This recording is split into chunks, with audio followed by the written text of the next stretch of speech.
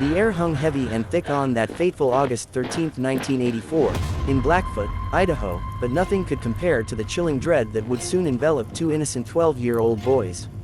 What started as a carefree summer adventure, a daring foray into an ancient, abandoned farmhouse bordering their sleepy little town, was about to unravel into a decade-long nightmare. A nightmare so profound, so utterly soul-shattering, that it would silence one boy for 10 agonizing years, leaving him a ghost in his own body. When the setting sun dipped below the horizon, painting the sky in hues of orange and purple, the two best friends were nowhere to be found. Panic, a cold, creeping tendril, began to grip their families and neighbors, sending them out into the gathering darkness, their voices echoing across the quiet fields. 16 agonizing hours later, in the suffocating darkness of that decrepit house's dirt-floored basement, one of them was found. Standing alone, facing a crumbling wall, whispering a never-ending litany of incomprehensible words. His once vibrant hair, now a shocking, spectral white. He was there, yet utterly absent, unable to respond, a hollow shell of the boy they knew. For 10 long years, he remained imprisoned within himself, not a single word escaping his lips. His parents, heartbroken and desperate, eventually sent him to an assisted living center, hoping against hope that someone, anyone, could reach him. Then, one ordinary morning, a decade after that terrifying incident, he broke his silence. He spoke, and the nurses listened, spellbound, as he unraveled the horrifying, unspeakable truth of what truly happened in that pitch-black basement. Every name in this bone-chilling tale has been altered, a desperate plea from the family to protect what little peace they have left. Ryan and I were inseparable, best friends since kindergarten, stitched together by fate and proximity. He was a farm boy through and through, born and raised on the land we both called home. My family, on the other hand, had moved to the area when I was just 4, but our identical ages made our bond inevitable, a connection that felt destined. Though, I must admit, our friendship didn't exactly blossom on day one. My very first memory of Ryan is the sting in my knuckles as I punched him squarely in the face. He'd snatched something precious from my sister, a small defiance that erupted into a full-blown scuffle, leaving him with a bloody lip and a tear-streaked face as he ran home to his mom.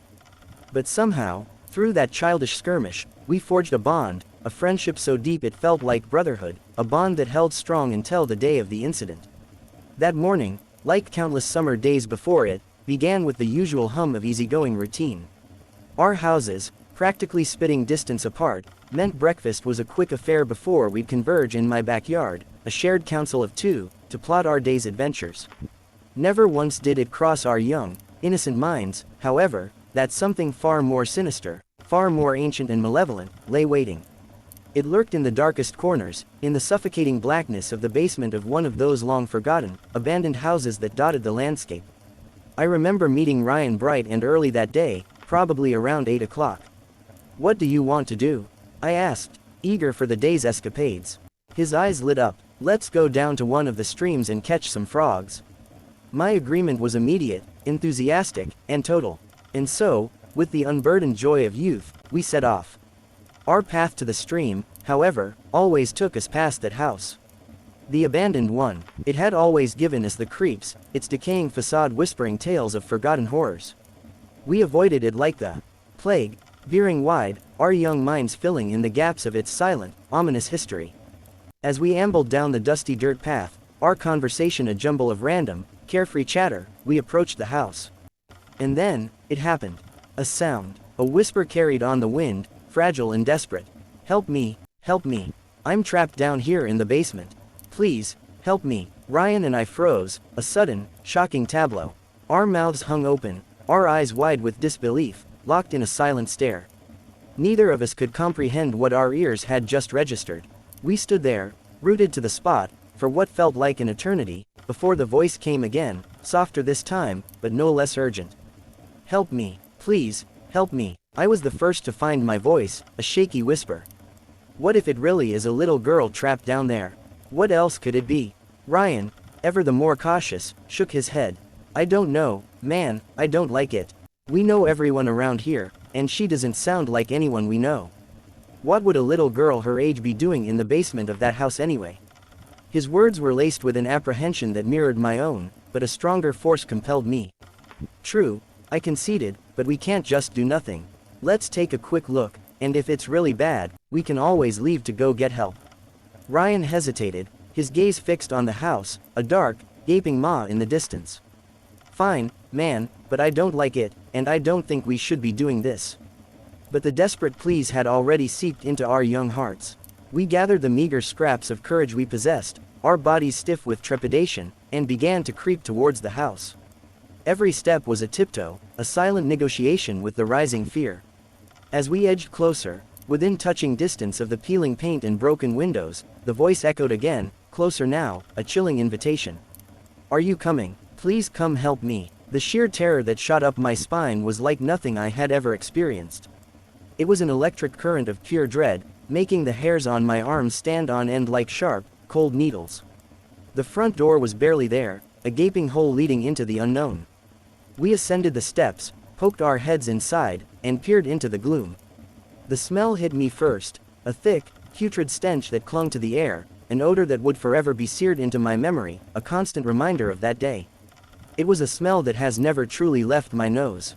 As we stood there, frozen in the doorway, the girl's voice spoke again. This time, it was calmer, almost too calm, and it sent a fresh wave of unease through me. I know you're there. Come help me. I'm down here. That was it. My nerve finally broke. I was about to turn, to grab Ryan and scream, "Let's go," to flee that cursed place, when suddenly, Ryan surged forward. He bolted, a blur of desperate courage, towards the dark, gaping maw of the basement stairs. "Ryan, come back. What are you doing?" I shrieked, my voice cracking with fear. He didn't stop, didn't even glance back, disappearing down into the inky blackness. At that point, I was shaking so violently that my knees wobbled uncontrollably, threatening to give way. I felt lightheaded, convinced I was about to faint or collapse. I stood there, paralyzed, my mind racing, wrestling with a horrifying dilemma. I knew, with an absolute certainty, that I couldn't abandon my best friend. He was like my brother, a bond forged in countless childhood adventures. But I was also the most terrified I had ever been in my entire life. Yet, despite the soul-crushing fear, I made a decision. I would go into that basement. I would get my friend, no matter what horrors lurked below. As I slowly, agonizingly, walked deeper into the house, the old wooden floors groaned and creaked beneath my hesitant steps, each sound amplified in the suffocating silence. I crept towards the stairs that descended into the abyss of the dark basement. Reaching the top, I took a deep, shuddering breath, trying to calm the frantic pounding of my heart. Then, with a slow, deliberate resolve, I began to descend, one step at a time. As I proceeded downwards, I whispered Ryan's name, a barely audible plea into the darkness, but there was no answer. I stopped on the very last step, just before the corner, where the stairs turned into the unseen depths. By now, I was trembling so violently that a new fear gripped me. I worried I might urinate my pants. I noticed, as I had descended, that the putrid, horrid smell had intensified, growing worse with every step, the closer I got to the bottom. I took another deep, desperate breath, forcing myself to relax, and just as I was about to round the corner, a chilling sound reached my ears. A sickening crunch. It stopped me dead in my tracks. What could that possibly be? My mind screamed. Slowly, meticulously, I edged around the corner. The basement was utterly, impossibly dark, a suffocating void where sight was useless. The only light, a tiny, ethereal sliver, seeped through the cracks in the floorboards far above. I was about to take another step forward, when something on the ceiling, something massive and grotesquely out of place, made me freeze. I looked up, and there it was, a towering, black creature, silhouetted against the faint light, its form a terrifying distortion. And in its grasp, dangling limp and lifeless, was Ryan's bloodied body. I watched, horrified, as dark, viscous blood dripped from the creature's gaping mouth. My mind didn't have time to process, to comprehend the horror. My only reaction was a guttural scream, a primal cry of Ryan's name. The creature's head snapped towards me, its eyes, if it had them, burning into my soul.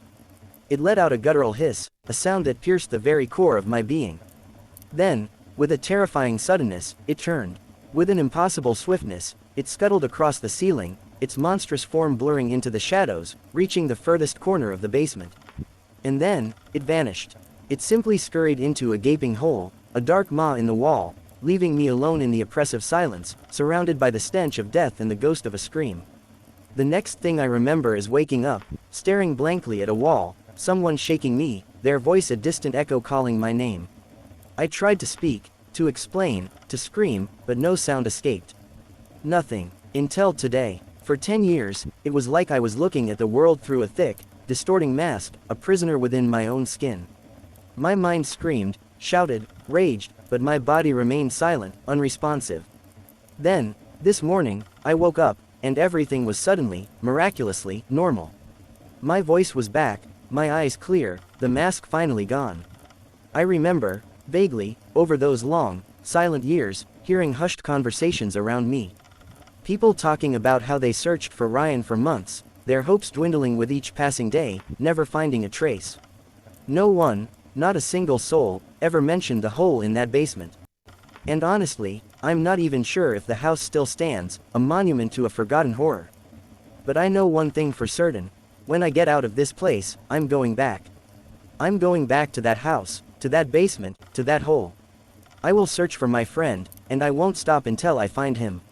Now, I've shared my harrowing tale, a story of friendship, fear, and a decade of silence.